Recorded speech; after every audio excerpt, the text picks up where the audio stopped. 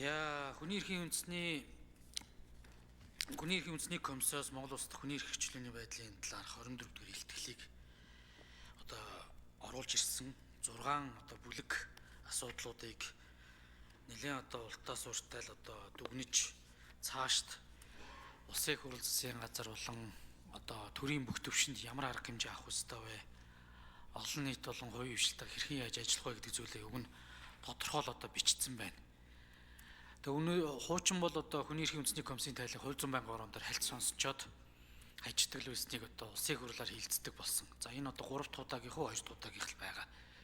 Тэгэхээр энэ дээрээс бид яг л дэвшлийг гаргамаар байна. Тийм учраас би бас гишүүдтэй бас урайлж өнөөдөр улсын төсөв хилцэх үе шат буюу боловсруулах шатанда явж байгаа энэ цаг үе дээр энэ орж ирсэн тайлан хилцээд холбогдох бас улсын их хурлын тогтоолыг энэ хүний эрхийн 24 дугаар илтгэлтэй холбоотойгоор улсын их хурлын холбогдох шийдвэрийг гаргаж засгийн газарт бас тодорхой асуудлуудаар үүрэг чиглэлийг өгөх ёстой гэж бас бодож байгаа. Нэг яриад өнгөрчдөг биш асуудлыг нэг шийдэх хэрэгэлзэл байгаасаа гэдэг ийм хүсэл хэрэгэлзэл байна. Түрүүн бас Алтан гэрэл сайд гишүүдтэй уриалга хүргээд байгаа шүү. Миний бас санаа бол төстэй. Тэгэхээр энэ төсөв боловсруулж явах үе шат дээр бид нар бас яг энэ дээрээс асуудлуудыг ирэмблээд аль асуудлаа шийдэх үү гэдэг зүйлийг бас ярилцаад хурлын дараагаас бас яг энэ гишүүдийн асуулт асуусны дараагаар бас тодорхой байнгын ороонд уг асуудлаар улсын их хурлын шийдвэрийн төслийг оруулж ирж бас арга хэмжээ авах ёстой гэсэн ийм зарчмын гэхүү саналтай байгааг та бас анхаарч үзээч гэж нэг дүрт төсөж байгаа. За тэгээд энэ орж ирж байгаа илтгэлийн бас хамгийн нэг чухал сэдв нь сонгод эрхийн талаар орж ирсэн. Тэгээ энэ зөвлөмжөн дээр бичсэн байна л та. Монгол Улсын үндсүүл олон улсын хүний эрхийн гэрээ Конвенцэд заасан сонгуулийн үндсэн зарчимд нийцүүлэн сонгуулийн харилцааг зохицуулж буй хууль тогтоомжийн зөрчил хийдлийг арилгах. Хууль тогтоомжийн үр дагаврыг үнэлж дүнд нь тулгуурсан процедур механизм хугацаа хариуцлагын талаар хууль тогтоомжийг зохицуултыг өөрчлөөрэй гэдэг ийм зөвлөмжийг өгсөн байна. Би зөвхөн нэг том агуулгаар л уншчихлаа. Тэгээ сүүлийн үед энэ цэцдэр бас сонгуулийн хууль тогтоомжийн талаарх маргаан нэлээд ихсэж байна. Бараг 5-6 маргаан явж байна. За сонгуулийн хуулийг дагаад орсон зөрчлийн үйл дээр хүртэл маргаан үсгсэн байна.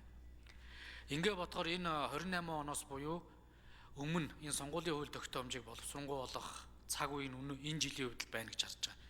Тэгэхээр энийгээ бүр нэг тодорхой болгох асуудлыг бас улсын их хурлын гишүүдтэй бас би уриалмаар байгаа. Ер нь нэг ажлын хэсэг гаргаад ултаас урьдаа үзчихмээр байна. Тэгээ энэ зүйлээ хийхгүй бол болохгүй гэдэг зүйл байгаа.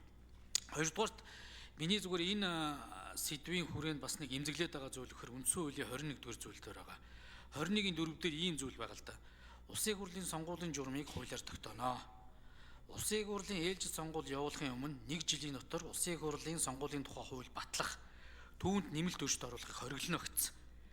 Гэтэл энэ цаг хугацааны 1 жилийн энэ хориглолтыг хязгаарлалтыг тавьчихад байгаа мөртлөө цэцэд гомдол гаргах, цэцэд яг энэ сонгуулийн хууль тогтоомжтой холбоотой маргааны шийдвэр цаг хугацааны хязгаарлалт байхгүй.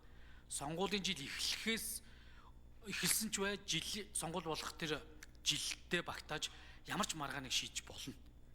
Тэгэхээр энэ зүйлүүд юу авиж гэдэг нь гэхээр сонгуулийн хууль тогтоомж нь үндсэн хууль зөрчсөн хуулиараа сонгуулаа хийх үү эсвэл тодорхой сонгуулийн хууль тогтоомжоо сайжруулахын тулд дахиад 1 жилээр сонгуул явуулахыг хойшлуулах уу гэдэг том үр дагавар руу цаашдаа явуулах ийм нөхцөл байдлыг үүсгэж байгаа юм.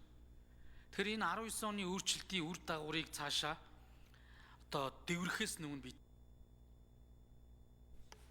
За сайн зэрэг гишүүнд 1 минут нэмж өгье.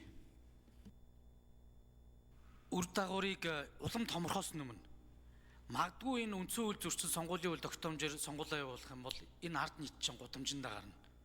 За эсвэл энэ хууль тогтоомжоо засчаа сонгуулаа явуулвал 4 жилийн парламент чинь 5 жилч болж сунж ажиллах ийм нөхцөл байдал руу орохоор биш шүү. Тэгэхээр энэ асуудлуудыг баг дээр нь засах энэ нөхцөл байдлуудыг бас улсын их хурлын гишүүд маань анхаараач, хурлын дарга бас анхаарч энэ хууль тогтоомж үндсэн хуулийн энэ заалт ч гэсэн өөрөө их үр дагавартай учраас энийг анхаарахаас өөр аргагүй гэдэг зүйлийг би хэлмээр байна. Тэгээ ийм санаатай үйлдэлийг бас цэцдэрч гаргахыг бас үүсэхгүй. Тийм учраас энэ нөхцөл байдлуудыг цаг хугацаагаар хязгаарлах биш, хууль батлах квотыг ойлгомжтой болгож магадгүй энэ үндсэн хуулийн шинжтэй органик хуулиудыг батлах асуудлыг 66-аар баталдаг. Энэ эрх зүйн горимлогоо орохгүй бол ингэж консенсус төрүүл энэ бол цаг хугацааны хязгаарлалт байх шаардлагагүй. Тэгэхээр энэ зүйлүүд байгаа бас том зургаараа бид анхаарах ёстой биш шүү гэдэг зүйлийг би энэ илтгэлийг хилцэж байгаа хавцад бас